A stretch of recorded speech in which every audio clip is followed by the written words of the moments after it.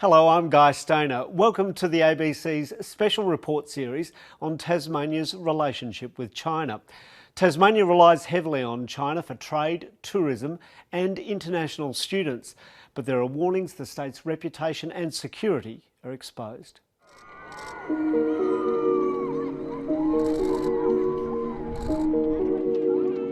It was a momentous occasion. The leader of one of the world's fastest growing economies visiting the head of what was then Australia's slowest.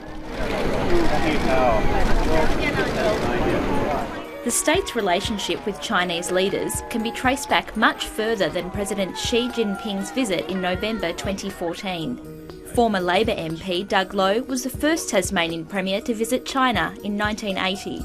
Governor Ma Jing-wen was just a beautiful person. The relationship built slowly, until a report handed to Larry Giddings' Labor government warned ignoring Asia could lead to a decline in Tasmania's living standards. But China, we could see that there was this growing middle class, and they're the people who are visiting now.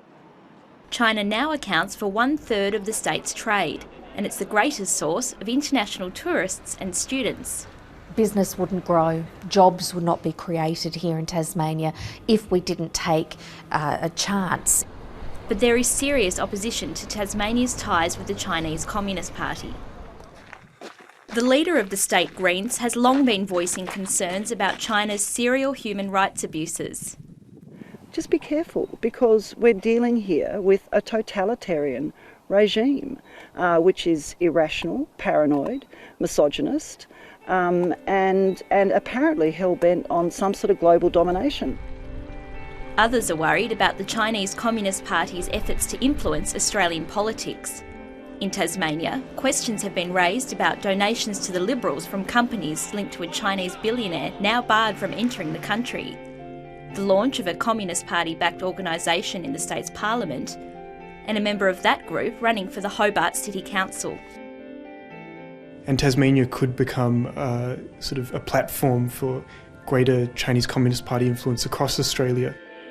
The ABC can reveal the Premier's team was not briefed by ASIO, the spy agency charged with stopping foreign interference, before President Xi's landmark visit. What the national security agents do, obviously, is a matter for them, and I'll be guided by them. And in fact, it's their judgment as to what they may or may not brief me or any other Tasmanian officials on. States don't really have expertise in foreign policy, intelligence work or security, and this makes them quite vulnerable to influence and manipulation in these areas.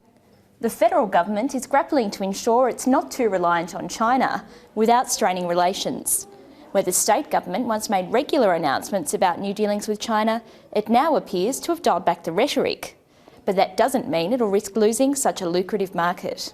We need a strong and healthy relationship with China, so that includes expressing any concerns we may have, but working to address them and to ensure that our trade relationships and our cultural exchanges remain strong. It's Tasmania's proximity to Antarctica and prime agricultural land that experts say make it an attractive target for China. Premiers former and current reject suggestions of Chinese Communist Party interference in Tasmania. I've seen no evidence of that. They're not interested in the Tasmanian government in some weird and wonderful way of trying to take over the world. We needn't fear that. I think at the moment there has been a very weak response to well-founded allegations of Chinese Communist Party interference in Tasmania. That doesn't bode well for deepening relations with China. The future of the state may rest on getting the balance right. Emily Baker, ABC News. Tasmania is a gateway to the Antarctic for China, which is about to build its 5th base there. 2 icebreakers will ferry 400 Chinese expeditioners this summer. But as Anna Fromberg reports, there are questions about China's ambitions down south. It's China's most ambitious Antarctic expedition yet. For the first time, it's sending 2 icebreakers to the icy continent. The Shuilong 2 is on its maiden voyage. It is kind of a mix of national pride that China can go very far, go to very far away of the world, and also scientific interest. The new icebreaker docked in Hobart this month, a historic moment for voyage leader Xi Jinping. Because it is the first time two icebreakers meet each other. China has been rapidly expanding its presence in Antarctica. As well as the new icebreaker, it's building its fifth base in Terra Nova Bay on the Ross Sea, due to be operational in 2022. I think China sees the polar regions, Arctic, Antarctica, and also the deep seabed and outer space as what they call the strategic new frontiers, where they should have a say in the development of the governance regime.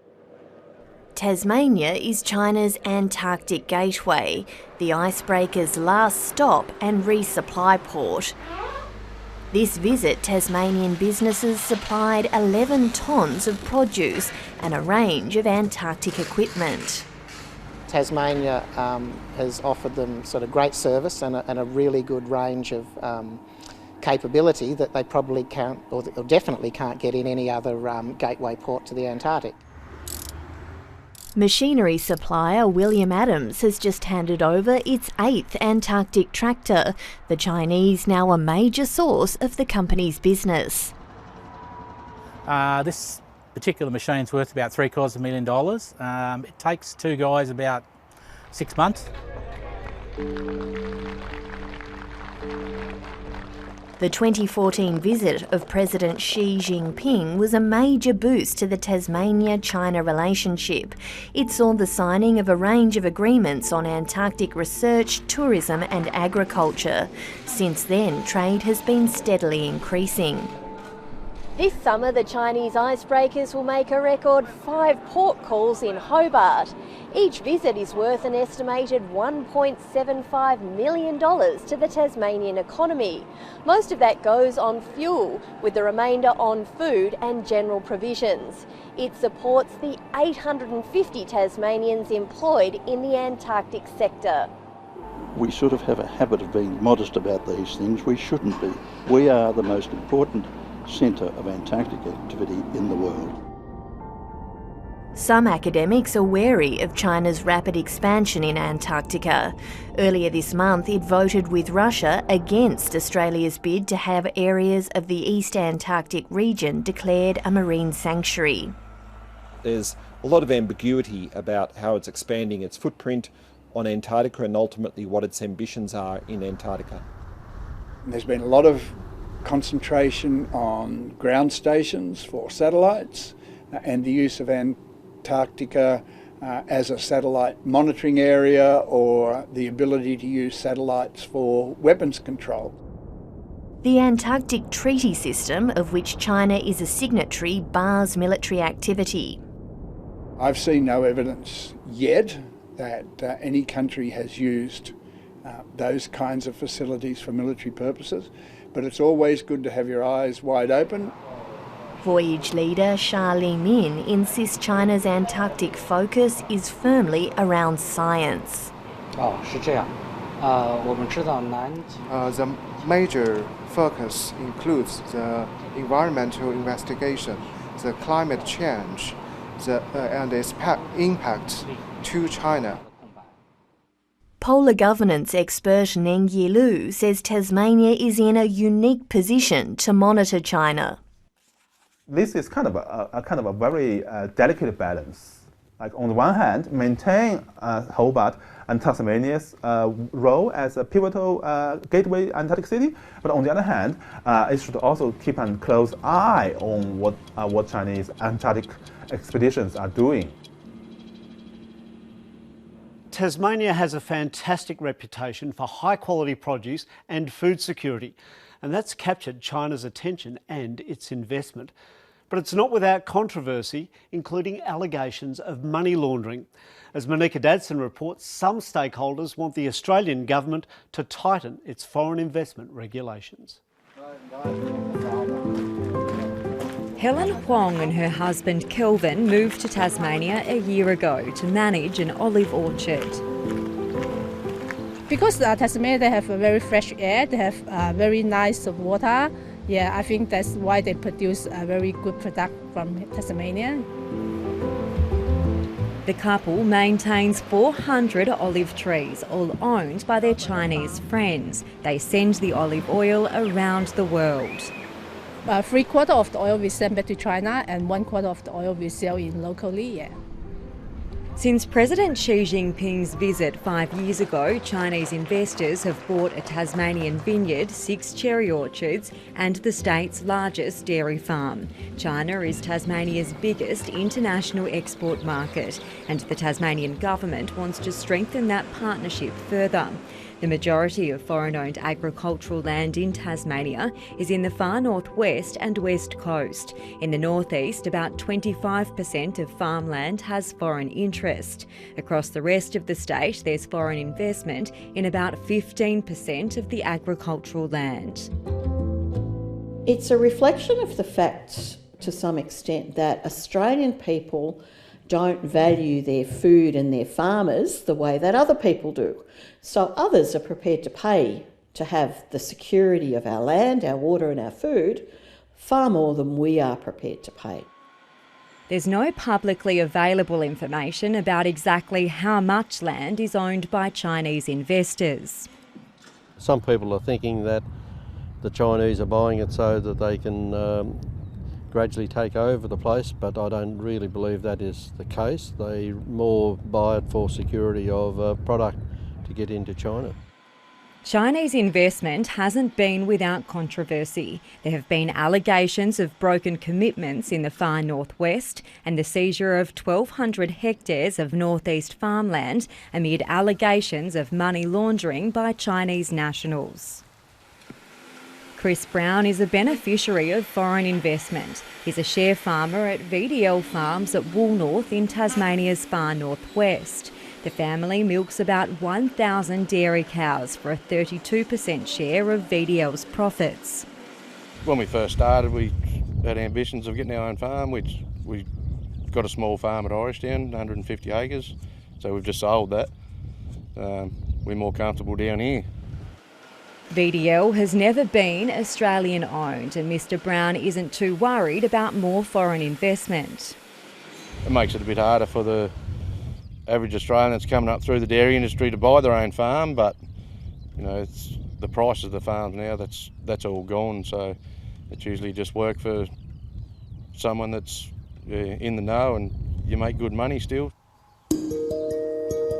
The former chief executive of VDL Farms left the company last year because it wasn't delivering on promises to employ 95 workers and spend $100 million on the farms. There needs to be a method of enforcing those undertakings so the benefits that a government sees flowing to a regional community are in fact delivered. The Circular Head Mayor says most people working on foreign-owned farms in the region are Tasmanian. I'd much rather see it owned by Australians, but as long as the land is being farmed by Australian people, I think is the important thing. That's the reality. If Australians want to buy it, get the chequebook out.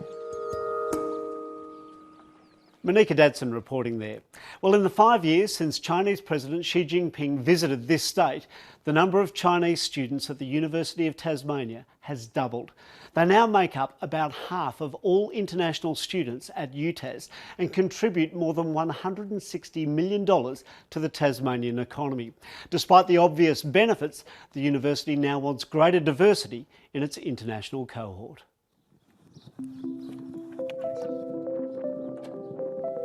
Getting ready for their final exams, information technology students Jay Zhou and Doris Chen enjoy studying amid Tasmania's natural attractions.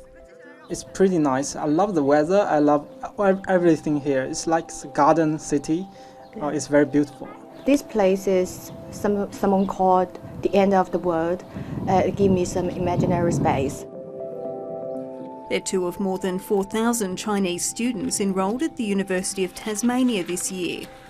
That's the result of more than a decade of work growing the university's footprint in China. Tasmania is getting famous in China because we got a lot of agents introduced the University of Tasmania in China.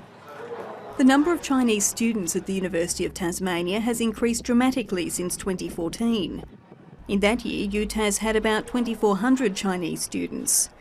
That had increased to about 3,700 in 2017 and more than 4,100 last year. In 2018, UTAS had 4 times as many students from China as from India, its next biggest source of international students. Paying full fees for their courses, Chinese students don't always feel they get enough academic support from lecturers and tutors. They need to offer more consultation times, not only for example, 2 hours a week. That's totally not enough, considering the large group of students there. The union representing academic staff says the teaching workload has also increased. Ideally, we would like for units with a high proportion of international students to be better resourced. That is, to have more tutors assigned, so that you can actually work with smaller tutorial groups. So one of the things we've done is to look at the relative success of our international students, and they succeed at the same rates as students from other places. So our students are succeeding. Chinese digital media expert Haiking Yu says social media shows Chinese students are lured more by Tasmania's low cost of living and status as a regional migration area than teaching quality. I understand that lots of students who have already enrolled in universities in Melbourne and Sydney have chosen to go to UTAS to continue their education, part because UTAS is part of a regional Australia that has favourable immigration policies. In 2014, Chinese students paid about $22 million in fees to the university. That's more than doubled to $57 million, more than half of the university's international student revenue in 2018. The Teaching Staff Union is worried about any potential reduction in the number of Chinese students enrolling at UTAS. That would mean a drop in income for the university, and it might mean that the income that is provided falls short of expectations. The ageing Chinese population, improvements at domestic universities and competition from other countries are expected to slow the rapid rise of Chinese people studying in Australia. On that basis, we can't expect the growth to continue, but it's not expected to be a dramatic fall-off, rather a plateauing of the numbers. The University of Tasmania has a lower proportion of international students than most other Australian universities, meaning it's less exposed to changes in the Chinese market. But the university is concerned about the risk of high concentrations of students from certain countries. Its latest strategic plan warns of the need to diversify their international student cohort and focus on modest rather than aggressive growth. That's better for education, and it's better for the long-term sustainability of the university. So over time, that does mean we'd like to see the proportion of Chinese students decreasing. Compared to some years ago when it was just recruiting for the sake of having more international students, I think we've now got much more of a strategic focus. Preparing for a potentially testing future. Laura Beavis, ABC News. And you can read more about Tasmania's relationship with China at abc.net.au/news/Tas. I'm Guy Stainer. Thanks for watching.